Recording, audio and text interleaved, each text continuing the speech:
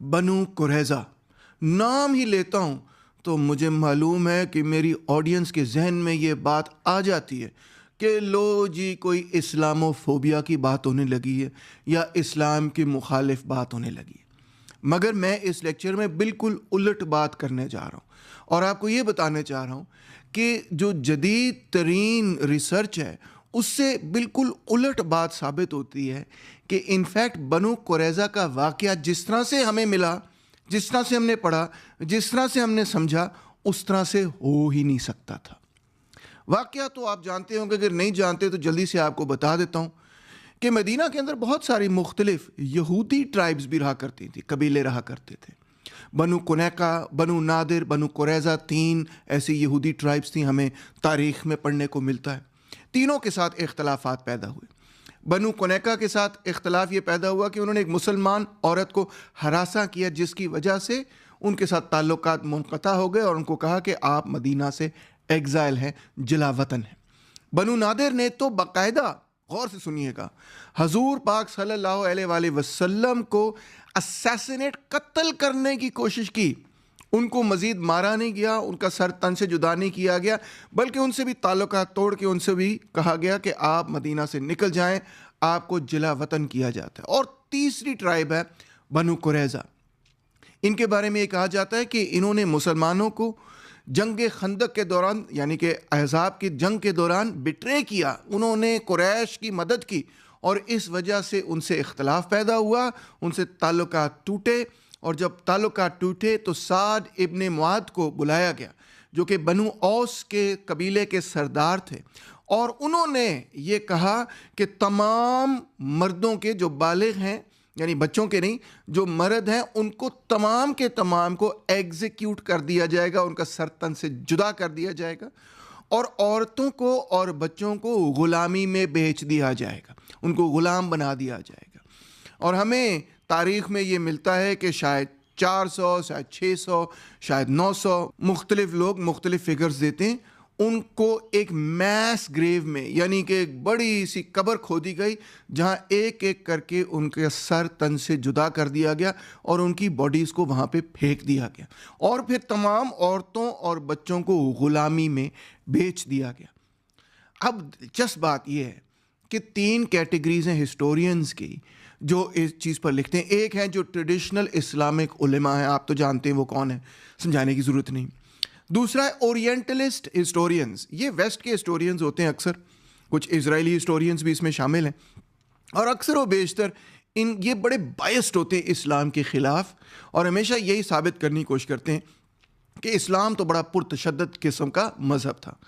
اور تیسری کیٹیگری ہے ان لوگوں کی جن کو میں کہتا ہوں پروگریسو سیکولر ہسٹورینز۔ یہ مذہبی ہسٹورینز نہیں ہیں، پیور ہسٹورینز ہیں، ہسٹری کو دیکھتے ہیں جس طرح باقی ہسٹری کو دیکھتے ہیں، اس طرح وہ اسلامک ہسٹری کو بھی ایک سیکولر اور پروگریسو نقطہ نظر سے دیکھتے ہیں۔ پروگریسو سے میری مراد یہ ہے کہ تھوڑے سے لیفٹ ونگ قسم کے لوگ ہیں، وہ یہ کرنے کی یا کہنے کی کوشش نہیں کرتے کہ صرف کرسچنز ہی دنیا میں سب سے اچھے لوگ ہیں، وہ یہ کہنے یا کرنے کی کوشش نہیں کرتے کہ صرف یورپینز ہی دنیا میں سب سے اچھے لوگ ہیں، ان میں ریسزم نہیں پایا جاتا۔ وہ ہمیشہ کوشش کرتے ہیں کہ تاریخ کو آبجیکٹیولی سمجھا جائے۔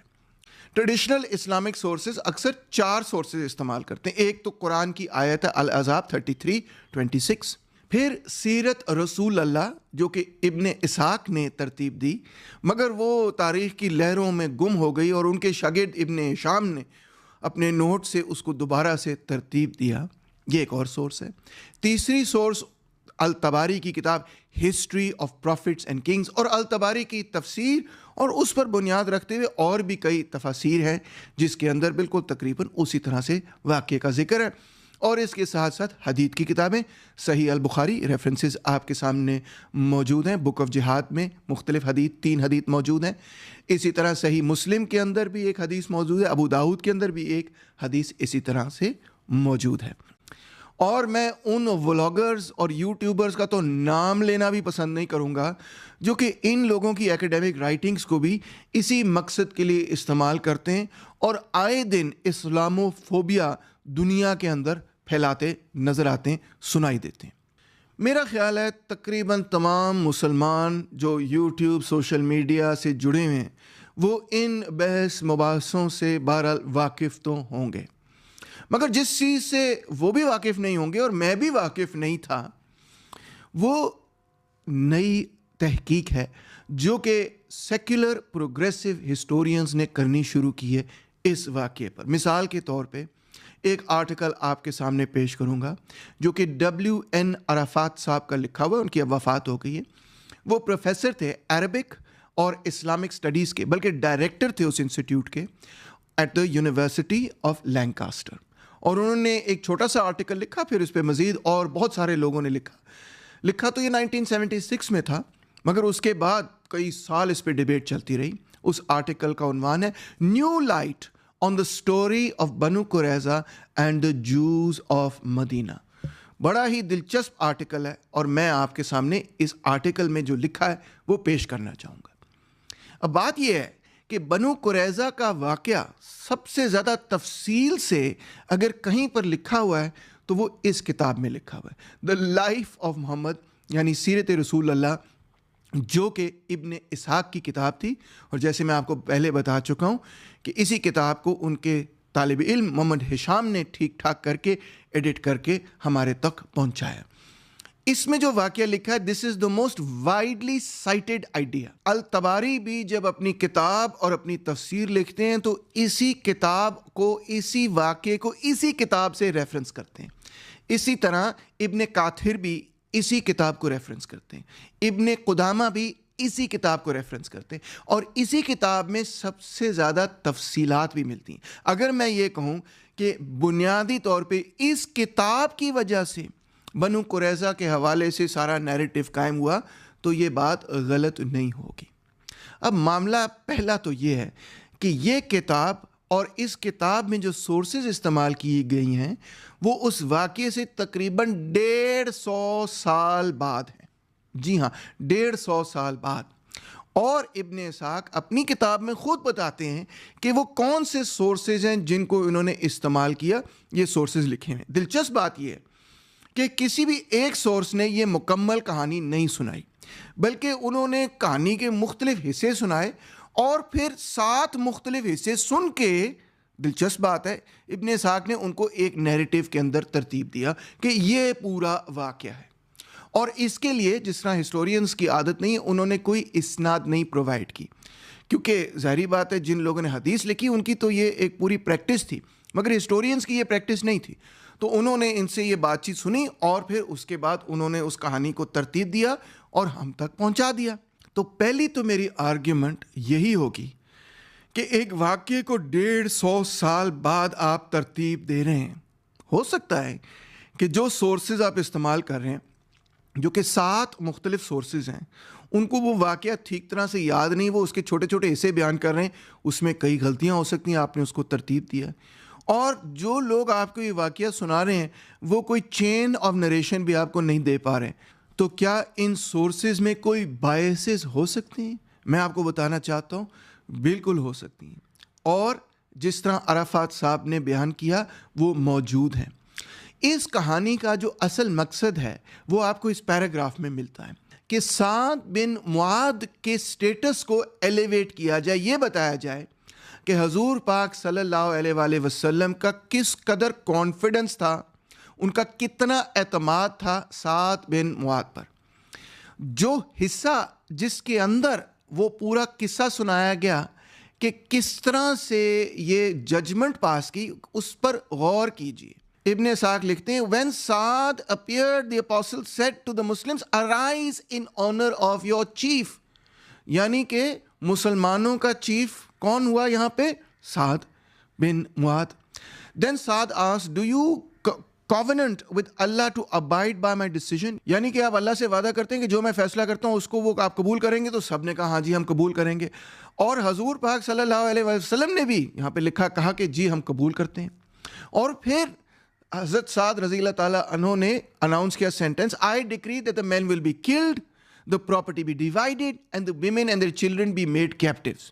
انہوں نے اپنا سینٹنس سنایا، اور اللہ تعالیٰ کے پیغمبر حضرت محمد صلی اللہ علیہ وآلہ وسلم کے الفاظ ریکارڈ ابن اسحاق اس طرح سے کرتے ہیں Thou hast decided according to the will of Allah above the 7 firmaments، یعنی وہ اللہ جو کہ 7 آسمان کے اوپر ہے، ان کی مرضی کے مطابق ہی آپ نے فیصلہ کیا۔ اب اس پیراگراف سے صاف ظاہر ہوتا ہے کہ یہ جو سارا معاملہ ہے اس کا جو مقصد ہے وہ یہی ہے کہ سعد بن معاذ کی سٹیٹس کو ایلیویٹ کیا جائے کہ حضور پاک صلی اللہ علیہ وآلہ وسلم بھی ان کی ججمنٹ کو قبول کرتے ہیں۔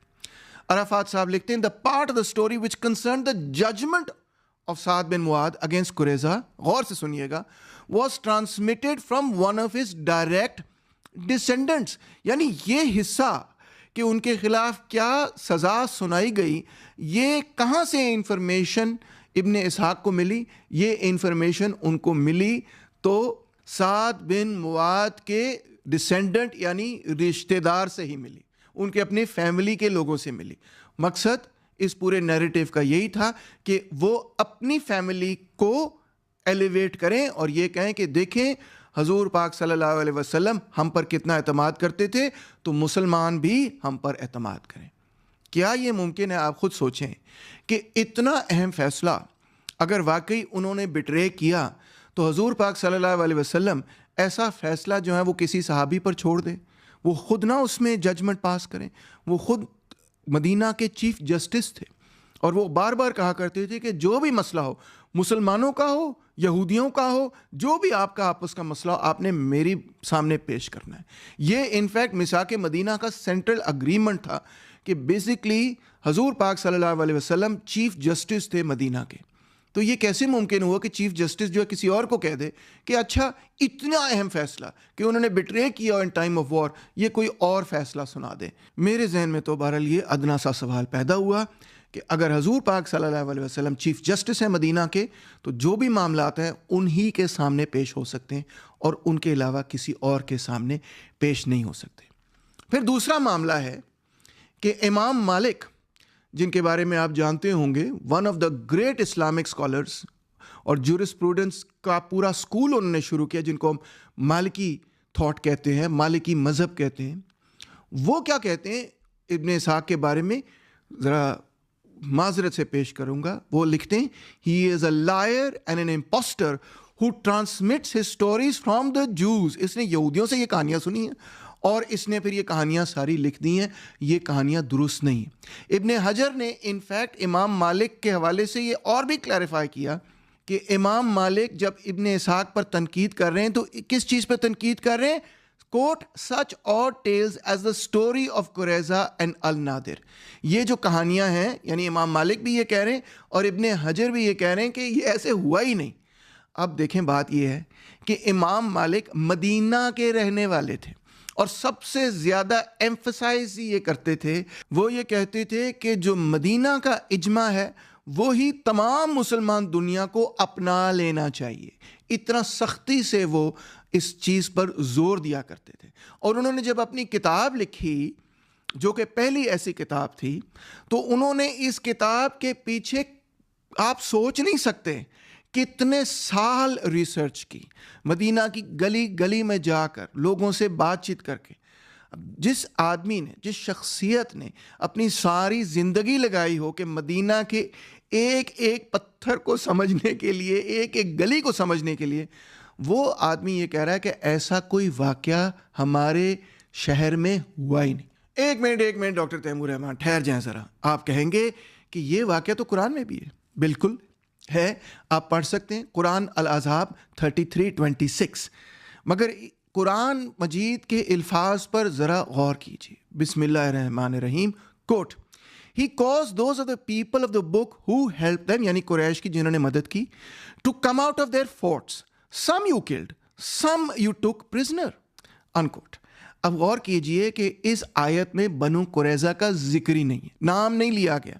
نمبر 2، اس آیت میں کہیں پر بھی کوئی نمبرز نہیں موجود کہ 960 تھے یا 600 تھے یا 400 تھے۔ No numbers are mentioned. تیسری بات یہ ہے کہ اس آیت میں تو نان کمبیٹنٹس کا کوئی ذکر ہی نہیں ہے۔ اس آیت میں تو کلیئرلی بات ہو رہی کمبیٹنٹس کی، کہ جنہوں نے قریش کی مدد کی ان میں سے کچھ لوگوں کو ایگزیکیوٹ کیا گیا اور کچھ لوگوں کو پریزنر بنایا گیا۔ تو اس میں عورتوں اور بچوں کو غلامی میں بیچنے کا کوئی ذکر نہیں ہے، اس میں تمام کے تمام قبیلے کو ایگزیکیوٹ کرنے کا کوئی ذکر نہیں ہے۔ کیا قرآن ہمیں یہ بتا رہا ہے کہ یس، کچھ لوگوں نے جنہوں نے قریش کی مدد کی، ان میں سے سم جو لیڈرز تھے جنہوں نے اس پہ کوئی کردار ادا کیا تھا، ان کو ایگزیکیوٹ کیا گیا، اور کچھ اور لوگوں کو پریزنر بھی لیا گیا. کیا قرآن کی کریکٹ انٹرپریٹیشن یہ؟ میرا تو صرف آپ سے ادنا سا سوال ہے، آپ بہتر جانتے ہوں گے، جو لوگ عربی پڑھتے ہیں، جو قرآن پر اسکالرشپ کرتے ہیں، وہ بہتر جانتے ہوں گے، وہ بہتر جواب دے سکتے ہیں. میں تو صرف سوال پوچھ سکتا ہوں. 5ویں میری دلیل یہ ہے کہ جینوسائڈ کرنا، پورے کے پورے قبیلے کو اڑا دینا، یہ تو کلیئرلی رولز آف جہاد کے خلاف ہے. جہاد کے اپنے بڑے اسٹرکٹ قسم کے قوانین ہیں جو ہم جانتے ہیں. انفیکٹ جہاد کے بھی اپنے قوانین ہیں. عربز بھی جب لڑا کرتے تھے ایک دوسرے سے تو عربز کے بھی اپنے بڑے اسٹرکٹ قسم کے قوانین ہوا کرتے تھے. جب جنگ بدر ہوئی تو آپ دیکھیں کہ اس طرف سے بھی ایک سٹائلائزڈ وار تھی کہ ان کے 3 چیمپئنز جائیں گے، مسلمانوں کے 3 چیمپئنز جائیں گے. یہ عربز کا طریقہ تھا ایک جنگ کرنے کا. تو ان کے بڑے رولز آف وار ہوا کرتے تھے. پہلی بات تو یہ کہ جہاد میں کلیکٹیو پنشمنٹ کی تو اجازت ہی کوئی نہیں. قرآن تو بالکل اس کے خلاف 3 جگہ یہ الفاظ آئے ہیں. کوٹ بسم اللہ الرحمن الرحیم، no bearer of burdens will bear the burden of another. یعنی کہ مجھے کسی دوسرے شخص کی سزا دی ہی نہیں جا سکتی. میرے والد صاحب نے کوئی بری چیز کی، اس کی سزا مجھے نہیں مل سکتی. میرے بچے نے کوئی بری حرکت کی، اس کی سزا مجھے نہیں مل سکتی. میں نے کوئی بری حرکت کی، اس کی سزا میرے بچے کو نہیں مل سکتی، میرے بھائی کو نہیں مل سکتی، میرے والد کو نہیں مل سکتی. یہ چیز تو بیسک قرآنک پرنسپل کے خلاف ہے. دوسری بات، ٹارچر وتھ فائر جو ہے وہ ممنوع ہے. تیسری بات، پروٹیکشن آف دا وونڈڈ بالکل جہاد میں ایک بنیادی فرض سمجھا جاتا ہے. پرزنر آف وار کو آپ قتل نہیں کر سکتے. انفیکٹ جو پریکٹس تھی جہاد میں وہ یہ تھی کہ پرزنر آف وار کو آپ یا تو غلام رکھ لیتے تھے یا پھر واپس آپ اس کو نیلام کر دیا کرتے تھے، بیچ دیا کرتے تھے، وہ واپس لے جایا کرتے تھے. آپ کسی کو باندھ کے بھی قتل نہیں کر سکتے. یہ بھی جہاد کا ایک پرنسپل ہے، آپ شاید جانتے ہیں یا نہیں جانتے. اس کے علاوہ آپ لوٹنگ نہیں کر سکتے، آپ ڈسٹرکشن نہیں کر سکتے، آپ کسی قوم کو تباہ کر کے ان کی پراپرٹی نہیں ٹیک اوور کر سکتے، آپ کسی ڈیڈ باڈی کو میوٹیلیٹ نہیں کر سکتے. اگر کوئی ڈیڈ باڈی ہے میدان جنگ میں تو آپ پر فرض بنتا ہے کہ آپ دشمن کی فوجوں کو وہ لوٹا دیں. اگر وہ آپ سے کہیں کہ ہم اپنی ڈیڈ باڈیز ریٹریو کرنا چاہتے ہیں، آپ پیچھے ہٹ جاتے ہیں، آپ کہتے ہیں ریٹریو کریں. آپ ٹریٹیز نہیں توڑ سکتے. آپ جب وار بھی ڈکلیئر کرتے ہیں اس کے بھی اصول ہیں کہ پہلے آپ نے ڈکلیئر کرنا ہے کہ جی یہ مسائل ہیں، یہ ہماری شرائط ہیں. پھر اگر وہ شرائط قبول نہیں کرتے تو پھر ہی آپ جنگ کر سکتے ہیں. آپ سرپرائز اٹیک بھی نہیں کر سکتے. سوچیں آپ، اتنے اسٹرکٹ رولز ہیں جہاد کے. تو جینوسائڈ کر دینا، پوری قوم کو ختم کر دینا، یہ تو رولز آف جہاد کے خلاف ہے. جہاد میں نان کمبیٹنٹس کو تو مارنے کی کوئی اجازت نہیں. عورتوں کو مار دیں، آپ بچوں کو مار دیں، اس کی اجازت جہاد میں کہیں پر بھی موجود نہیں. تمام اسلامک اسکالرز اور علماء ہمیں یہ کہتے ہیں کہ دیکھیں جی یہ جسٹیفائڈ تھا کیونکہ انہوں نے میثاق مدینہ کو توڑا.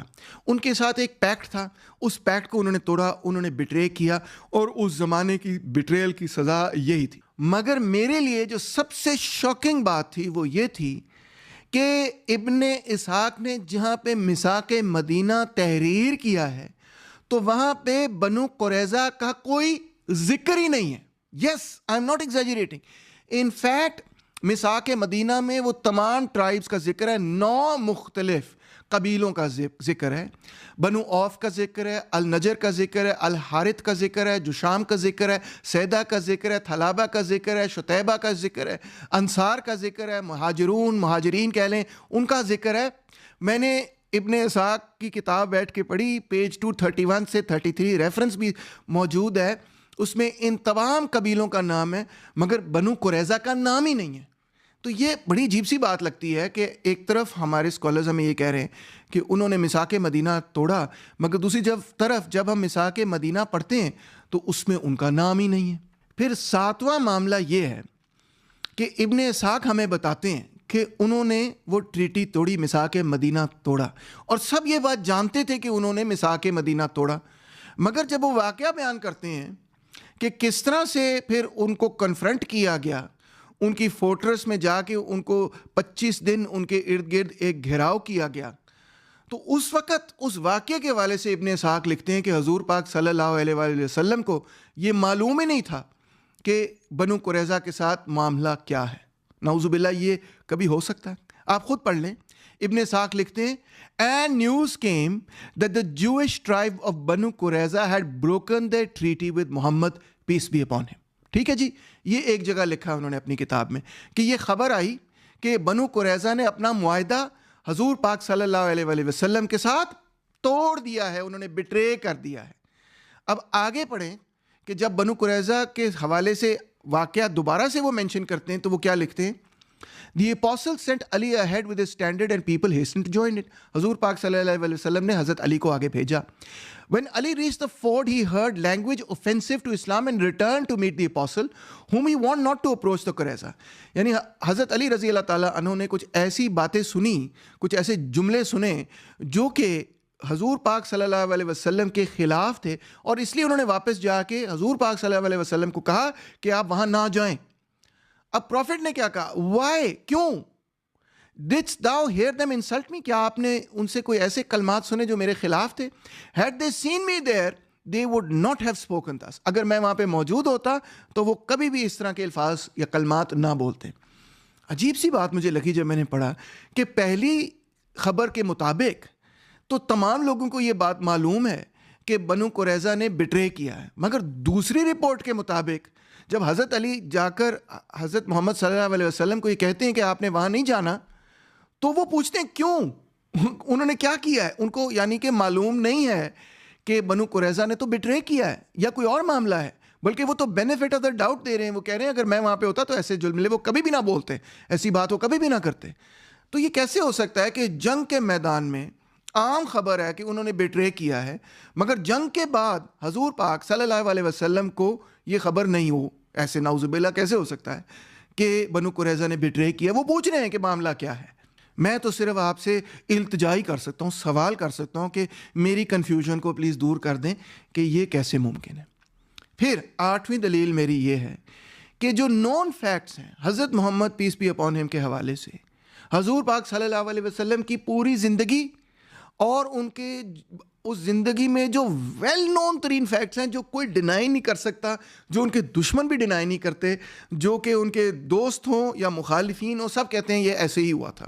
جو انکانٹروورٹیبل انکانٹروورشل قسم کے فیکٹس ہیں, اس کے ساتھ یہ واقعہ بالکل کانٹریڈکٹ کرتا ہے, بالکل اس کے الٹ جاتا ہے ان کے کردار کے اعتبار سے, جو ان کے کردار کے بارے میں ہم عام چیزیں جانتے ہیں. سب سے پہلی بات تو یہ کہ جب فتح مکہ ہوئی تو انہوں نے تمام مکہ کے لوگوں کو مکمل ایمنسٹی دے دی, کوئی قتل عام نہیں ہوا, کوئی ان کی عورتوں کو اٹھا کے غلامی میں یا بچوں کو اٹھا کے غلامی میں نہیں بیچا گیا.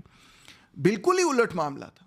اور صرف یہی واقعہ نہیں ہے, ایسے اور واقعے بھی ہیں. مثال کے طور پہ جب بنو نادر جو کہ ایک جوئش ٹرائب تھی, جس کے حوالے سے ابن اسحاق ہی لکھتے ہیں کہ انہوں نے حضور پاک صلی اللہ علیہ وآلہ وسلم کو قتل کرنے کی کوشش کی, اسیسینیٹ کرنے کی کوشش کی. کیا profit piece be upon him نے ان کے ساتھ یہ کیا کہ سب کے سب کی گردنیں اڑا دیں اور ان کے بچے اور بیویوں کو غلامی میں بیچ دیا؟ بالکل نہیں. ابن اسحاق خود لکھتے ہیں کہ ان کو یہ کہا کہ آپ سے رشتہ اب منقطع ہو چکا ہے, اب آپ مدینہ سے جا سکتے ہیں. ان کو جلا وطن کر دیا. بہت ڈفرنٹ پنشمنٹ ہے. تو جب بنو قریظہ نے ان کو بٹرے کیا تو ان کو اتنی سخت سزا ملی کہ ان کو صفحہ ہستی سے ہی مٹا دیا گیا. ایز اے قبیلہ ان کو ختم کر دیا گیا. بنو نادر تو قبیلے کی حیثیت سے زندہ رہا, بس ریلوکیٹ ہو گیا, ایک جگہ سے دوسری جگہ چلا گیا.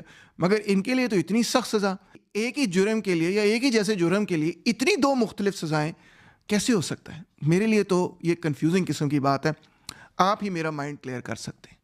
اچھا, پھر اور بھی واقعے موجود ہیں ہمارے پاس. مثال طور پہ ایک ایسا واقعہ بنو قریظہ کے واقعے کے بعد ہوا جس پہ حضور پاک کی تحریر موجود ہے, جس میں پروفٹ پیس بی اپون ہم کہتے ہیں, سنز آف ابو الحقیق, I have known the extent of your hostility to God and his apostle. مجھے معلوم ہے کہ آپ اللہ تعالیٰ اور اس کے پیغمبر سے ہاسٹیلٹی, دشمنی لے بیٹھے ہیں. Yet that does not prevent me from treating you as I treated your brethren. مگر اس کے باوجود میں آپ کے ساتھ وہی سلوک کروں گا جو بھائیوں کے ساتھ, آپ کے بھائیوں کے ساتھ کیا گیا.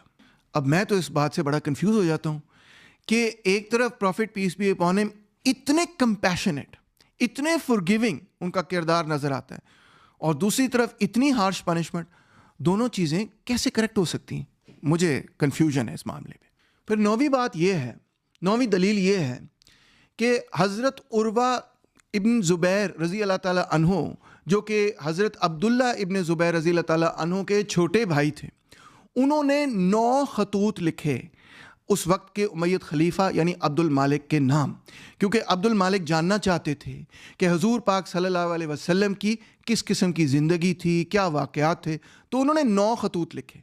دلچسپ بات ان خطوط کے حوالے سے یہ ہے کہ جہاں تک تاریخ کا تعلق ہے، these are the earliest writings. حضرت محمد صلی اللہ علیہ وسلم کی زندگی کے حوالے سے سب سے پہلی اگر آپ نے تحریر دیکھنی ہے تو شاید وہ یہ پہلے 9 خطوط ہوں، اگر سب سے پہلی تحریر نہیں تو ون آف دی ارلیسٹ تحریر ضرور ہیں یہ۔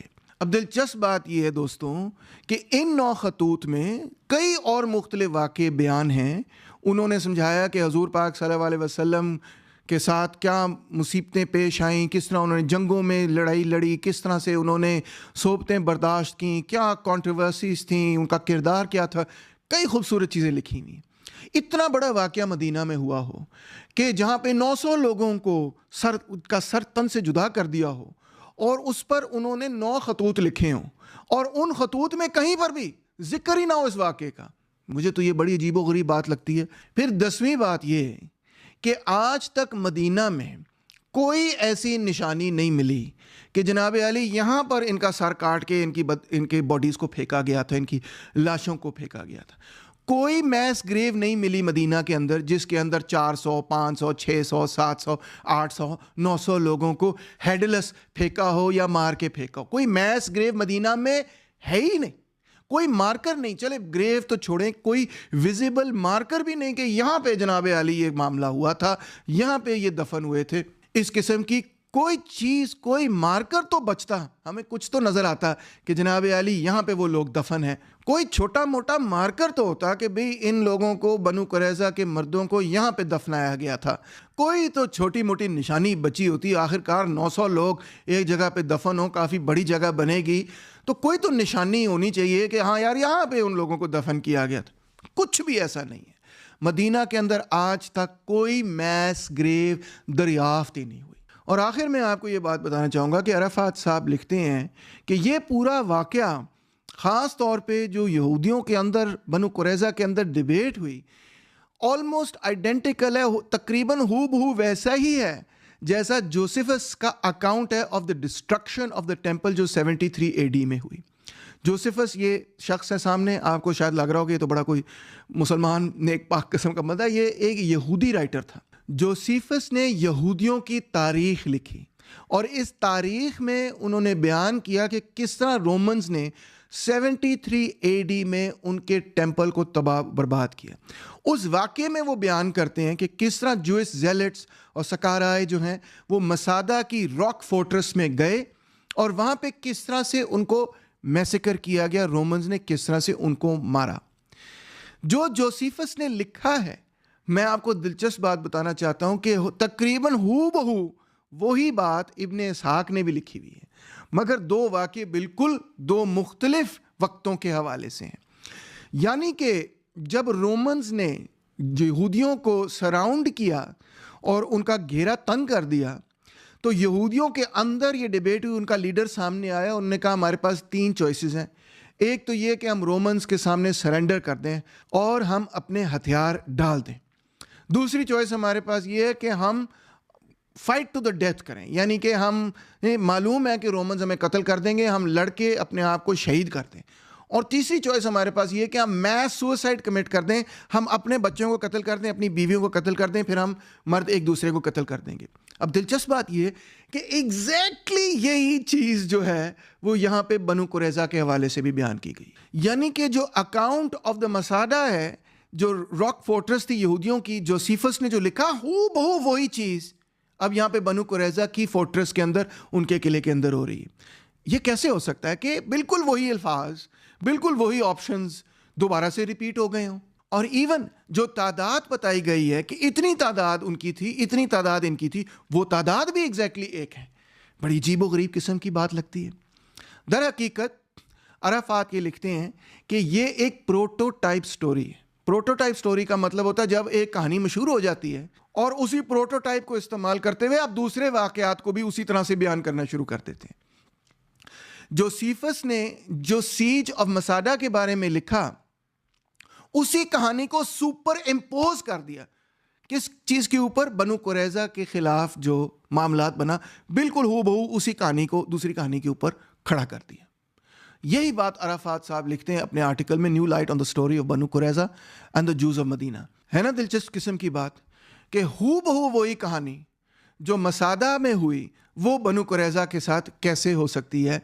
ये बात सोचने वाली है। आइए अब नतीजे की तरफ बढ़ते हैं। तो ये जो इस्लामोफोबिया है, ये ट्रेडिशनल इस्लामिक सोर्सेज को इस्तेमाल कर रहा है एक ऐसे मकसद के लिए कि आज की दुनिया के अंदर जो जुल्म और ज़्यादती मुसलमानों के साथ हो रही है वो जस्टिफाई हो जाए, वो दुरुस्त साबित हो जाए। और तीसरी तरफ है प्रोग्रेसिव मगर सेक्युलर हिस्टोरियंस।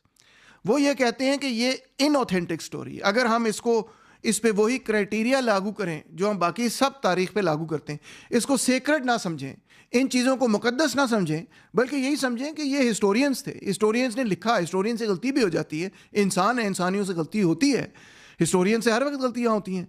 तो हिस्टोरियंस को जब हम हिस्टोरिकल प्रोसेस और मेथड के ज़रिए गुजारेंगे और देखेंगे कि उन्होंने जो काम किया, जो सोर्सेज इस्तेमाल किए, उन्होंने कोई बायसेस थे नहीं थे, वो सोर्सेज जो थी वो ऑथेंटिक थी नहीं थी, कितनी नहीं थी, कितनी पुरानी थी, कॉन्ट्रडिक्ट करती थी, कॉन्फ्लिक्ट ऑफ इंटरेस्ट वगैरह, जो इसको हिस्टोरिकल मेथड कहा जाता है, जब वो इस पर अप्लाई करते हैं, जो कि वो बाकी हिस्ट्री पे भी अप्लाई करते हैं, चाहे वो जूलियस सीजर की हिस्ट्री हो, चाहे वो क्रिश्चियन हिस्ट्री हो, या हज़रत ईसा अलैहिस्सलाम की हिस्ट्री हो, या जूइश हिस्ट्री हो, या रोमन हिस्ट्री हो, या कोई भी हिस्ट्री हो, वो इस मेथड को अप्लाई करते हैं।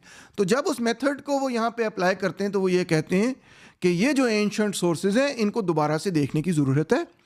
ये भी इंसान थे, इंसानों से कभी कभार गलतियाँ होती हैं। ये जो वाक़या बनु कुरैज़ा के हवाले से लिखा गया है, इसके हवाले से बहुत सारी मिस्टेक्स हैं, जिसके नतीजे में हम ये समझते हैं कि इस पे सवालिया निशान पैदा होता है। कोई ना कोई कॉन्फ्लिक्ट तो उनसे हुआ होगा, तो लिहाजा वो कहते हैं कुरान में कुछ जिक्र तो है इस किस्म का, तो कुछ ना कुछ तो हुआ है। मगर उनका ये ख्याल है कि हमारे अंदाजे में मैस मर्डर नहीं हुआ, ना ही ये हुआ है कि बच्चों और बीवियों को और औरतों को बेच दिया गया। उनके नुक्ता नज़र में जो कम्बैटेंट्स थे, जो लड़ रहे थे और जिन्होंने कुरैश की इमदाद की, उनको सज़ा दी गई होगी। यानी कि जो कायदीन थे, जिन्होंने ये फैसले किए और जो लड़ाई में शामिल हुए मुसलमानों के ख़िलाफ़, उनको सज़ा दी गई होगी। और हमें कोई ज़रूरत नहीं कि हम इस बात को कबूल करें कि इस्लाम कोई बहुत ही वायलेंट किस्म का रिलीजन है, या इस बात को कबूल करें कि मुसलमान बहसीयत मजमूई बड़े वायलेंट और पुरतशद्दद किस्म के लोग हैं, या जो मुसलमानों पर जुल्म और ज़्यादती हो रही है वो किसी भी हवाले से जस्टिफाइड है, या इस्लामोफोबिया, ये रेसिज्म वगैरह जस्टिफाइड है। बनु कुरैज़ा के वाक़े को जिस तरह से इस्तेमाल किया जा रहा है आजकल की दुनिया में, इससे इस्लामोफोबिया पैदा हो रहा है। जबकि जब उस वाक़े को हम हिस्टोरिकल मेथड के ज़रिए गुजारते हैं तो हमें नज़र ये आता है कि उस पर कई मुख्तलिफ सवाल पैदा होते हैं। उम्मीद है आपने ये लेक्चर एंजॉय किया होगा, शेयर ज़रूर कीजिएगा। मैं तो आपकी तरह सीखना चाह रहा हूँ, हो सकता है कि मेरी आर्ग्यूमेंट्स कुछ मजबूत हों, कुछ कमज़ोर हों। चाहूँगा कि आप भी इस वीडियो को स्कॉलर्स को भेजें ताकि उनकी राय भी मेरे तक पहुँचे और उनके साथ डिबेट डिस्कशन हो सके और मेरी मालूमात में भी इजाफ़ा हो, क्योंकि मैं इस्लामिक हिस्ट्री का एक अदना सा तालिब इल्म हूँ और मेरी हमेशा कोशिश ये होती है कि अपने इल्म में इजाफ़ा करता रहूँ। थैंक यू सो मच, और वीडियो शेयर ज़रूर कीजिएगा।